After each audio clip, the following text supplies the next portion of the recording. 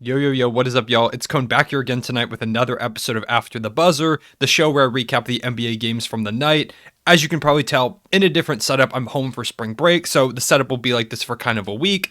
I'm getting back to it. I'm kind of getting used to it, so I apologize if it looks off at all, but I want to go ahead and get right into the games. And of course, as you can tell by the thumbnail and title of this video, I want to talk about the Knicks for a little bit. I tried to record a Knicks video a few days ago because I kind of wanted to go through the very weird season that they were having, but I couldn't quite get out what I wanted to say.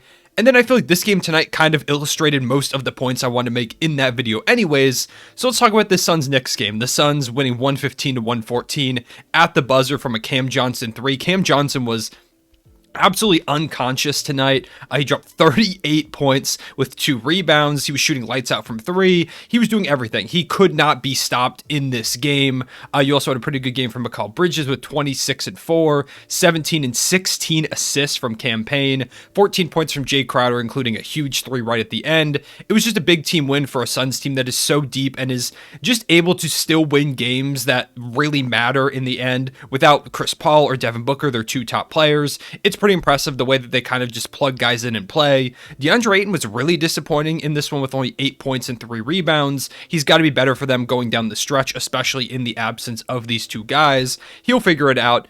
But of course, I do want to focus on the New York Knicks. I have talked about how good the Suns are. I want to talk about how weird this Knicks season has been. So the Knicks, in this one, like I mentioned, losing by 1 point to a buzzer beater 3 from basically the logo from Cam Johnson. A heartbreaking loss on what has been a really heartbreaking and disappointing season, I'm sure, for a lot of Knicks fans. Of course, the Knicks had that great season last year. They were the 4 seed, Tom Thibodeau Coach of the Year, Julius Randle All-NBA player. You had great play from young guys like, for example, Emmanuel Quickley.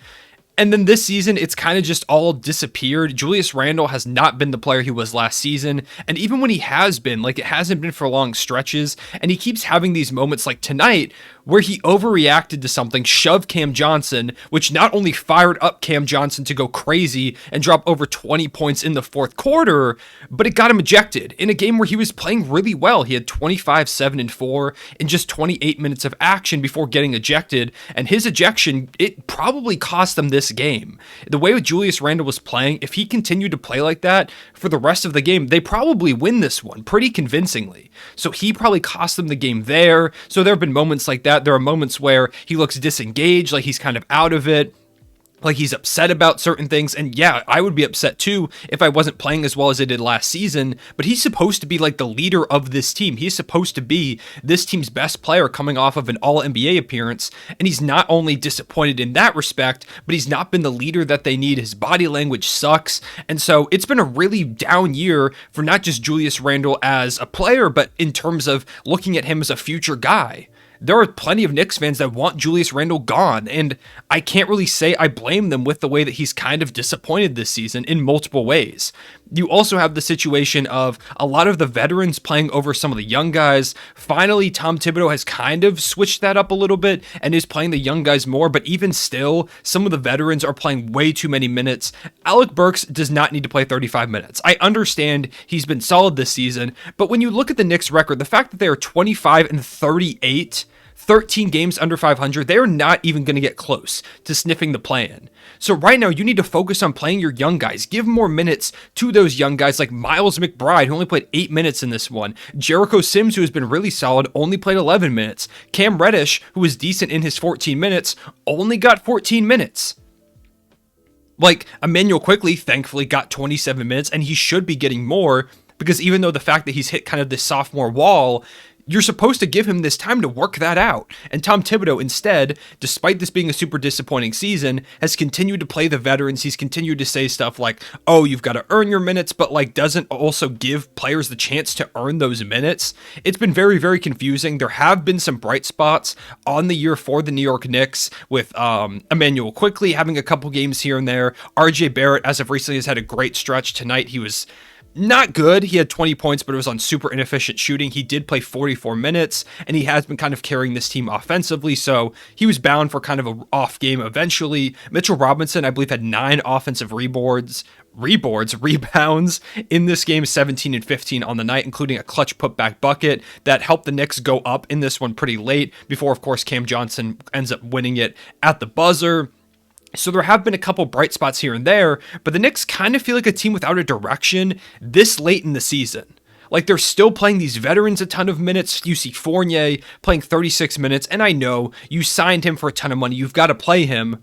But give some time to those young guys. Give it to, like, a Cam Reddish. Give it to Emmanuel Quickly. Give it to Deuce McBride. Give it to Jericho Sims. Give these young guys more minutes. They are going to be your future. Evan Fournier's all right now, and maybe he's here in a couple years, but he's not the future of this team. He's been disappointing as a free agent acquisition. Kemba Walker has been benched, which honestly is probably the right decision to give Emmanuel Quickly more minutes. I hope when Derrick Rose, if he does come back, I hope he doesn't eat into some of those Emmanuel Quickly minutes because he needs to keep getting minutes to get better. It's just been a super confusing cluster of a season for the Knicks. I feel like there's so many games where, like, for example, in this one, I think they're up like 14 or so going into the fourth quarter and they blew it. So not great.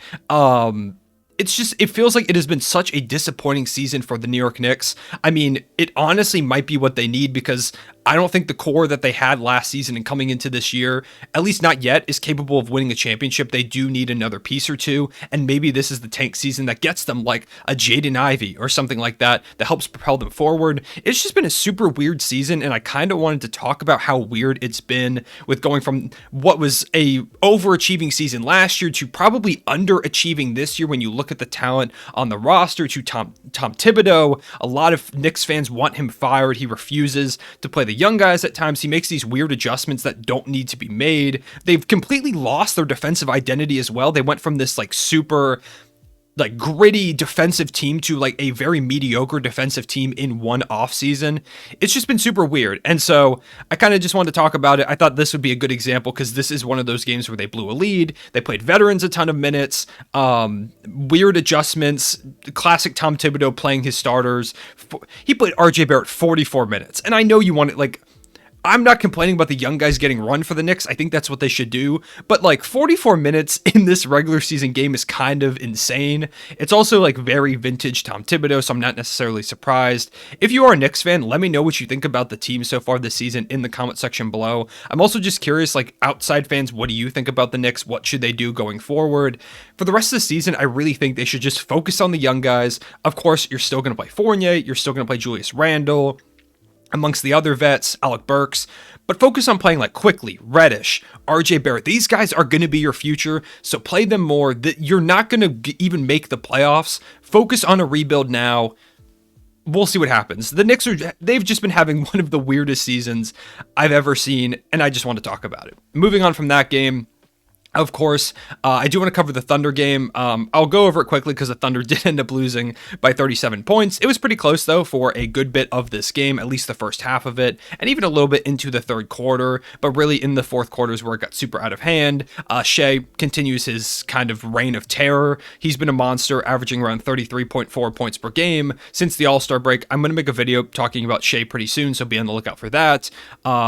Yeah, he was a monster. Isaiah Roby has had a couple really solid games as well. Trey Mann hit some cool threes. On the Wolves side of things, just an all-around team effort game. 20 from Naz Reid, 20 from Cat, 17 from D'Lo, 16 from McDaniels, 15 from Malik Beasley, 18 from Taurean Prince. Just the whole team kind of torched us tonight, which is going to happen. So shout out to the Wolves for that one.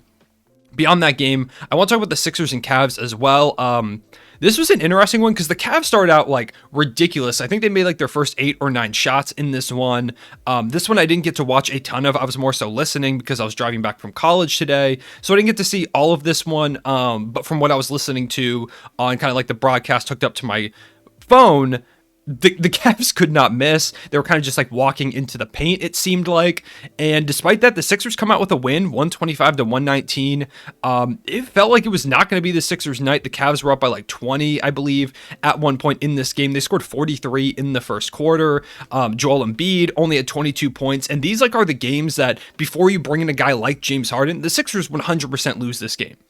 But because you bring in a guy like James Harden, who had 25 and 11 assists, you win this one. And that's the value of having another superstar level talent on your roster like James Harden. You can have Joel Embiid, who very rarely ever has off nights, but if he does have one, you've got another guy to step up in a big way, in addition to Tyrese Maxey, who continues. I want to make a video on him. If you want to see that, let me know in the comment section below. I kind of just want to break down some of his clips and the way that he's been playing since James Harden got to the team. It's been incredible to watch him and James Harden in the backcourt. He had 33 points in 38 minutes tonight. He was absolutely phenomenal. It was super fun to watch. Or I guess listen when I was in the car, but when I got back, fun to watch, knocking down threes. His speed, he's one of the fastest players in the league. His ability to attack closeouts with really high pace, reverse layups. He does pretty much everything. Floaters, he shoots super efficiently too. Tyrese Maxey is just a super fun player, and I hope Sixers fans thank Thunder legend Mike Muscala for getting him Tyrese Maxey by hitting that game winner in the bubble. Moving on from that, I do want to talk about the Bucks Bulls game for a little bit. Of course, this is the anticipated matchup between the two teams since Grayson Allen had that thing with Alex Caruso. Bucks come out on top 118 to 112, 34, 16, and 5 from Giannis Antetokounmpo, 22 from Chris Middleton, 26 from Jrue Holiday, a really big game for their big three. DeMar DeRozan had 29 in this one, continuing to score pretty well. 19 from Vucevic, 30 from Zach LaVine. They just really didn't have much help outside. It was kind of a battle of two big threes. And of course, the Bucks do have better role players right now, especially with the injuries to the Chicago Bulls. Ayo Dosunmu had 8 points and 7 assists, but they really missed Lonzo Ball in this one, amongst other guys that are hurt. They also started Tristan Thompson and Nikola Vucevic at the same time, which was interesting. I mean, it worked for a little bit, but not a long-term solution going forward. Kobe White, only 3 points off the bench. All in all, just a solid win for the Bucks, who are a better team at this point and definitely a healthier team. The Bulls are slipping right now. I believe they're now tied for the 3/4 seed with the Milwaukee Bucks, so they've fallen up from that 1 seed. They need to get healthy soon, or otherwise they're going to keep slipping. The Hawks-Wizards game was pretty close. I do want to give a shout to, obviously, UVA legend DeAndre Hunter, who's had kind of an up-and-down time, but I think he is one of the X factors for this Hawks team. If he can continue to develop and get better, especially in the absence of John Collins, who did not play tonight, they need a guy like him to kind of go out there and hit some shots. And if he has 26 points like he did tonight, if he can be anywhere consistent of a 3-and-D player, he helps raise the ceiling of this team tremendously. 25 and 8 for Trae Young, 17 from Bogdan Bogdanovic, who's been playing pretty solid as of late. Kyle Kuzma with 22 and 11, albeit on kind of rough shooting. Still a solid game from him. 28 from KCP, who is definitely the Wizards player of the game. 19 on 7 of 10 shooting from Rui Hachimura, who had a pretty solid game. This one came down to the wire with the Hawks getting a 3-point win. It was just kind of a fun matchup. That's kind of all the games I really want to cover. The New Orleans Pelicans, I do want to give them a shout out because they beat the Jazz by 34 points. Outscored the Jazz 35-17 in the first quarter. Brendan Ingram, 29 points, 24 from CJ McCollum. Herb Jones playing great defense as he always does. 13 from Billy Hernan-Gomez, 11 from Tony Snell, 10 from Najee Marshall. It was just, they played, let me count this. They played 5, 6, 7, 8, 9, 10, 11, 12, 13. It was so much of a blowout that they played 14 players in this game. If it tells you at all how poorly the Jazz played tonight, the Pelicans were able to play 14 players and still win by 34 points. It was just kind of insane.